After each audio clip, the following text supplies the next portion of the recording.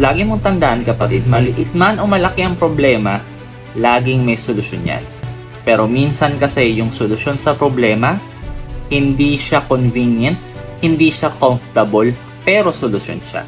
Bigyan natin halimbawa, paano pag dumating sa punto na ang problema mo, binigyan ka ng solusyon ni Lord, pero ang solusyon, kailangan mong iwan yung mahal mo sa buhay, kailangan mong iwan yung mga kaibigan mo, kailangan mong i-sacrifice yung mga luho mo, gagawin mo o hindi?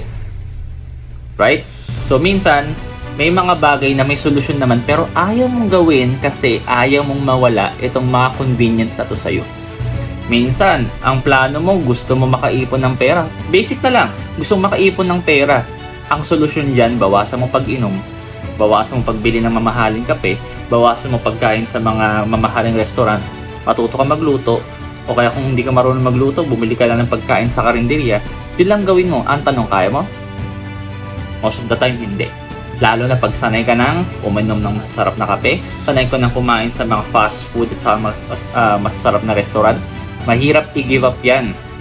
Pero kailangan mong gawin kung gusto mong makaipon. So now, andyan yung solusyon. Ang question, kaya mo bang gawin? Gagawin mo ba? Right? So, bottom line kapatid, gaano man kalaki o kaliit, ang problema, lagi yan may solusyon. Ang tanong, willing ka ba ang gawin yung solusyon? Kahit na kailangan mo magsakripisyo ng mga bagay o mas importanteng bagay sa buhay mo.